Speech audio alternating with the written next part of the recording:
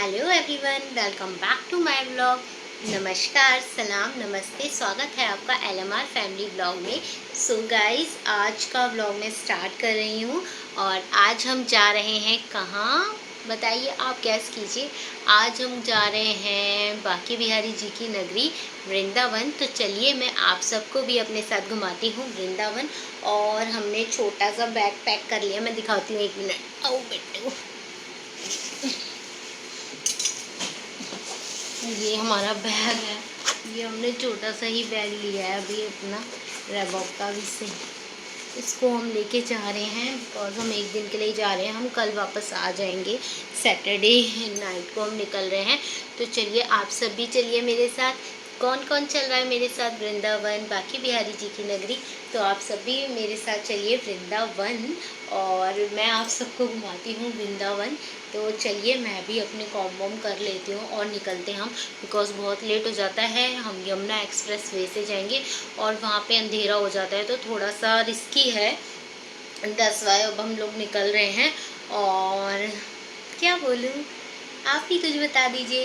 तो चलिए आप हमारे साथ वृंदावन घुमाते हैं। और लड्डू भी रेडी हो गए हैं और वो भी बैठे हुए हैं अपना। तो चलिए आप सब भी चलिए हमारे साथ वृंदावन। Good morning everyone. और ये मैंने आलू बॉयल कर लिए हैं और हमने सोचा कि ब्रेकफास्ट में हम पराठा ले लेते हैं ताकि वो थोड़ा हैवी रहेगा। और तो मैं इसमें इतनी सारी हरी मिर्च डाल रही हूँ, तो आप सोचोगे इतनी सारी ग्रीन चिलीज़ डाल रही हैं इतने से आलू में।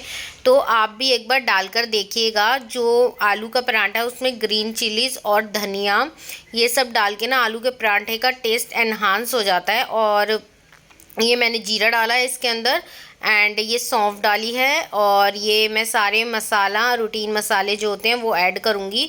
मैं आलू के पराठे का भी आपको क्या बताऊँ, ये तो आप सबको पता ही है कि आलू का पराठा कैसे बनता है। बस नॉर्मली जो टिप्स वगैरह होती हैं वही मैं बता सकती हूँ कि जो मैं यूज़ करती हूँ कैसे बनाते हैं। एंड हमने सोचा कि हमें ना थोड़ा हैवी ही ब्रेकफास्ट करके चलते हैं ताकि हमें भूख ना लगे वहाँ पे चुटर पुटर। और यमुना एक्सप्रेस वे पे वैसे भी कुछ मिलता नहीं है, मिलता है, पब्लिक कन्वेंस है, फिर आपको स्पेशली वहाँ पे उतर कर जाना पड़ेगा। तो हमारे को इतना था नहीं क्योंकि 3 घंटे का ही रास्ता है, हमारे घर से 3 घंटे का रास्ता है वहाँ तक का। तो हमने सोचा, और फिर वहाँ पे ना थोड़ा सा हमें खाना, वहाँ का टेस्ट थोड़ा सा अच्छा नहीं लगता खाने का, मतलब इतना अच्छा नहीं है, अच्छा है पर इतना अच्छा नहीं है। तो और मैंने आलू के पराठे में प्याज नहीं ऐड करी है बिकॉज़ देखिए, वैसे मैं ये नहीं कहूँगी मैंने प्याज बिल्कुल ही छोड़ दी है। मैं प्याज लहसुन खाती हूँ बट बहुत कम, बहुत रेयर होता है ना, जो बहुत रेयर होता है तब खाती हूँ, वरना मैं नहीं खाती। क्योंकि लड्डू जी का जब भोग बनता है, हमारे घर लड्डू का भोग बनता है, तो उसमें तो जो भी सब्ज़ी बनती है उसमें प्याज लहसुन डलता ही नहीं है और फिर हम वही लेते हैं। और बाकी रख कभी कभी एक्स्ट्रा अलग से, जैसे कभी छोले भटूरे बने हैं तो प्याज ले ली या कुछ बाहर से आए तो। और अदरवाइज़, और एक चीज़ और बताऊं कि जब हम किसी मंदिर जाते हैं, ये मेरी ओपिनियन है, मुझे ऐसा लगता है जो मैं शेयर कर रही हूँ, कि जब भी हम किसी मंदिर जाते हैं, जैसे हम बांके बिहारी जी जा रहे हैं, वृंदावन धाम जा रहे हैं, तो क्या ज़रूरत है हमें प्याज वगैरह लेने की। तो इस वजह से मैंने लिया। और वैसे भी मैं अगर बताऊँ आपको, जब भी मैं कभी मंदिर वगैरह जाती हूँ तो मैं ये प्याज वगैरह थोड़ा सा अवॉइड कर। ये मैं सबसे पहले गाय की रोटी बना रही हूँ और उसके बाद फिर मैं पराठे स्टार्ट करूँगी बनाना। ये लड्डू की ही कटोरी है देसी घी की, तो मैंने सबसे पहले रख दी है और उनका पराठा सबसे पहले बना रही हूँ मैं।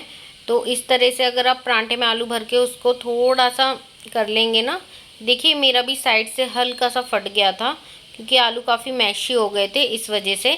तो आइए आप सब भी गर्मा गर्म आलू के पराठे खा लीजिए। और हाँ जी, सॉरी मैं भूल गई, ये व्लॉग सैटरडे का है, हम सैटरडे निकल रहे हैं। तो ये सैटरडे को हमने पराठे खाए थे और आप लोग भी आ जाइए, खा लीजिए गर्मा गर्म आलू के पराठे विद छाछ। एंड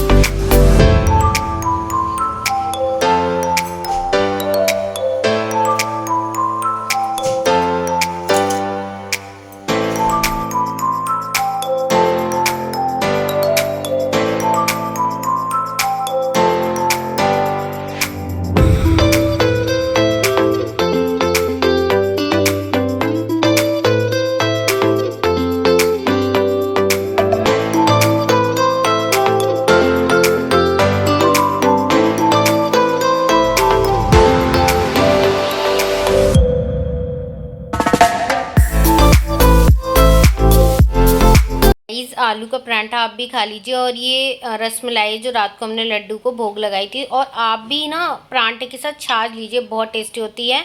और हाँ, सॉस ट्राई कीजिएगा, हम ट्राई करते हैं, बहुत टेस्टी लगती है परांठे के साथ सॉस।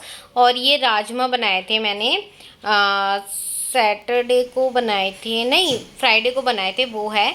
तो ये हस्बैंड को नाश्ता देकर आती हूँ, फिर मैं भी कर लूँ फटाफट, और निकलने का टाइम हो रहा है। So guys I am so excited. और आप भी व्लॉग देख के थोड़ा सा तो एक्साइटमेंट आप में भी आ रही होगी ना, तो जुड़े। हम पार्किंग में अपनी गाड़ी लेने पहुँचे तो इतना मूड ख़राब हो गया ना, बस ऐसा लग रहा था अब कैसे जाएंगे। गए तो टायर पंचर। और गाइज़ ये सबसे बेस्ट से बेस्ट बताऊं कि यही एक इक्विपमेंट है जो हमें वृंदावन ले गया।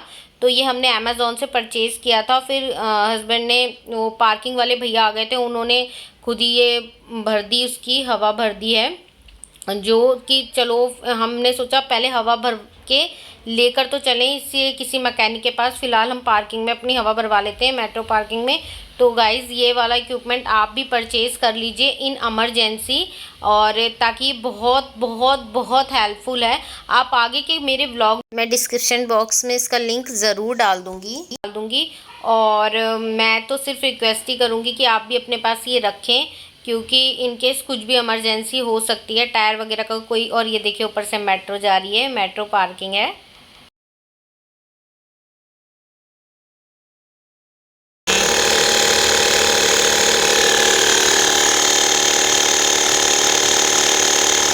तो गाइस देखिए, मैंने तो लड्डू को बिठा दिया, अब लड्डू आप ही लेकर चलो, क्या करें यार, कैसे जाएंगे अब हम आपके द्वार, कैसे आए। तो अब मैंने लड्डू को कहा, लड्डू चलो अब आप ही गाड़ी चलाओ और चलते हैं। So guys by the grace of Laddu Gopal ji, हमारी गाड़ी की कम से कम टायर की हवा तो भर गई है। अब हम चलते हैं किसी मैकेनिक के पास। तो हस्बैंड वही गाड़ी पार्किंग से निकाल रहे हैं, और उसने भैया ने बोला था आप स्कूटी खड़ी कर दो ताकि ये जगह ऑक्यूपाई करने के लिए। तो बस अब हम लोग निकल गए हैं और ऑन द वे हैं, देखते हैं कहाँ दिखाते हैं।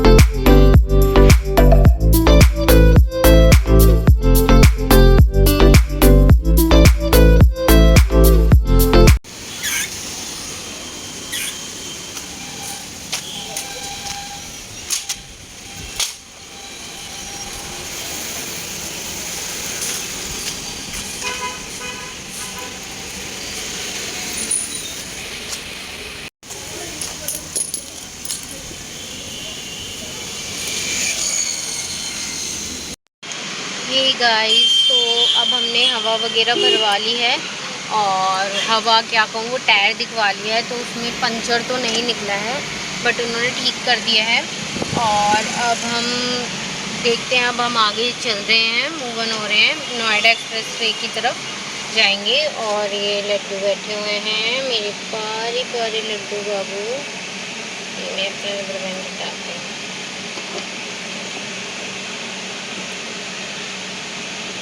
दिखते, ये हमारे शायद अब हम जा रहे हैं बस, और हम लोग निकल रहे हैं। और देखते हैं कौन सा रूट लें, समझ नहीं आ रहा, क्योंकि हमारा रूट तो दूसरा था, बट गाड़ी का टायर दिखाने के चक्कर में अब हम लोग यहाँ आ गए हैं। तो अब हम कौन सा रूट लेंगे, ये मशहूर भी आ रहा है कि हम देखते हैं, घंटाघर से होते हुए सीधा निकल के दिल्ली यूनिवर्सिटी से निकलते हैं, और रिंग रोड से पहुँचे आउटर रिंग रोड से सीधा नाड़ा। सो गाइस व्लॉग में कंटिन्यू रहिए, देखिए आप भी हमारे साथ वृंदावन चलिए और देखिए हमारा सफ़र कैसा रहता है। सो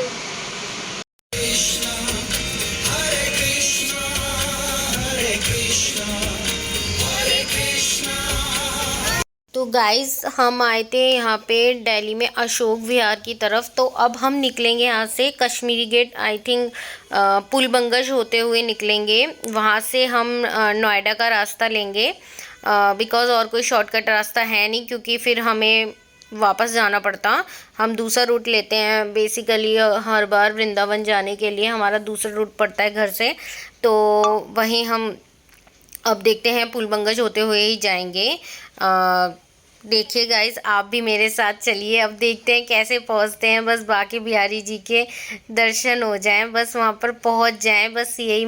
मंचल वृंदावन चलिए, मंचल वृंदावन चलिए, मुझे बाके बिहारी बुला लो, मुझे वृंदावन में बुला लो।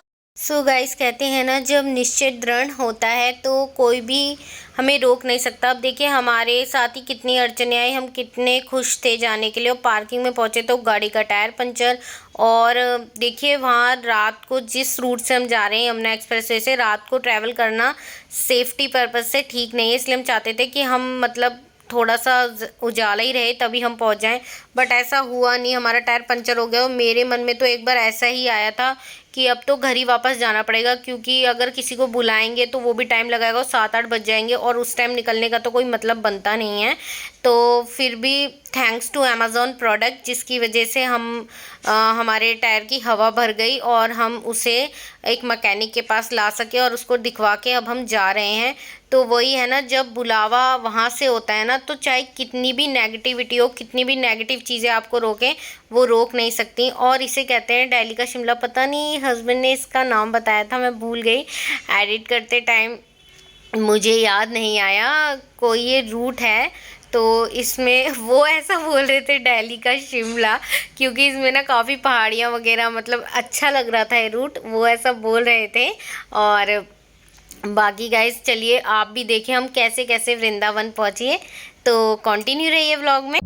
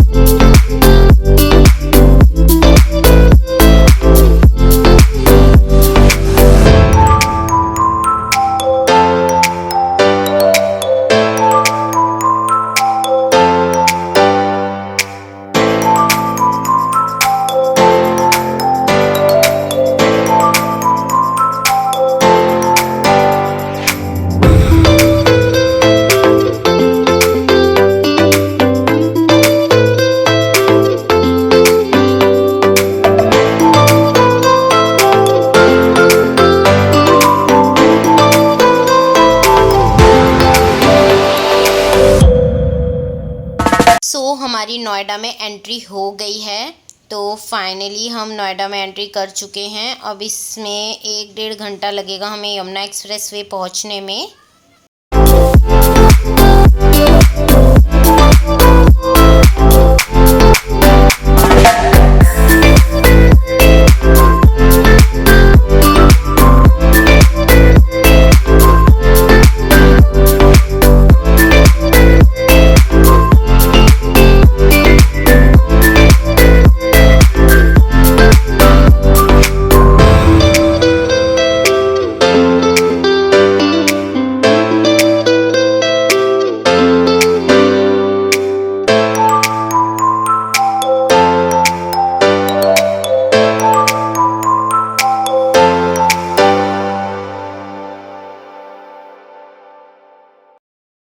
गाइस, ऐसी सिटी आ गई नोएडा की, इसके बाद ही कट आएगा यमुना एक्सप्रेस वे का। तो बस अब हम यमुना एक्सप्रेस वे में एंटर कर चुके हैं गाइस, और बस अब देख लीजिए कितना अंधेरा हो गया है, और हमें तो अब यही वाला रूट तो यही है।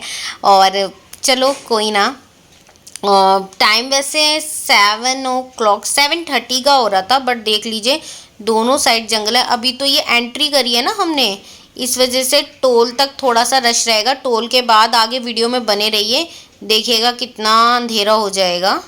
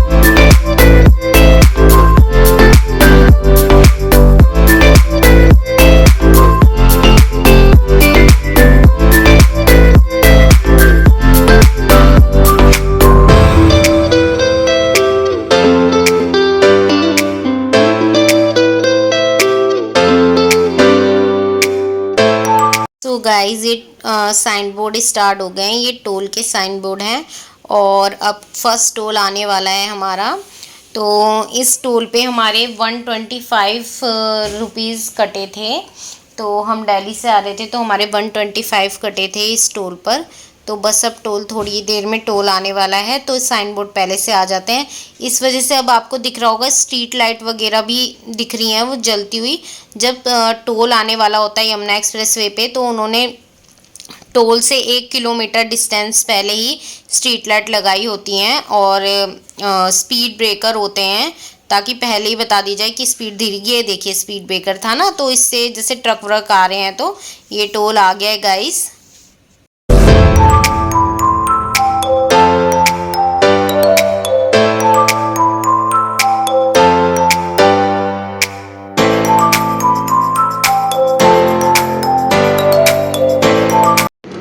सो गाइस अब हम ऑन द वे हैं यमुना एक्सप्रेस वे पे, और अभी हमने होटल वगैरह कुछ भी बुक नहीं किया है। वहाँ जाकर ही सब कुछ देखेंगे कहाँ स्टे करना है, और आप लोगों के साथ भी मैं शेयर करूँगी बिल्कुल। और देखिए यमुना एक्सप्रेस वे पे थोड़ा सा अंधेरा बहुत है यहाँ पे, बट हम क्या करें, हमें लेट ही हो गया। एक्चुअली हम निकले तो आफ्टरनून में ही थे, बट हमारी गाड़ी का पंचर हो गया। हम पार्किंग गए तो अपनी गाड़ी लेने, तो अब हम क्या कर सकते थे, पहले हमें उसे ठीक कराना हुआ, फिर हम निकले हैं।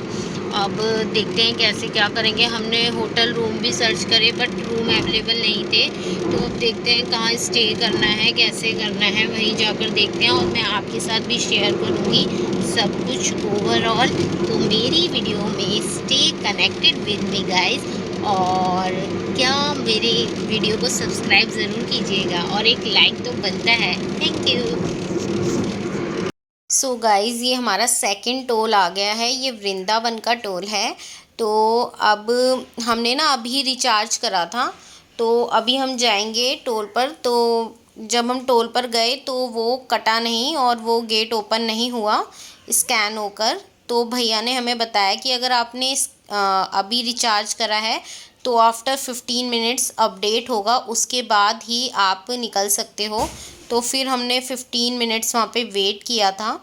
ये देखिए गेट ओपन नहीं हुआ स्कैन होके, बड़ी वाली इंसल्ट हो गई। चलिए कोई ना।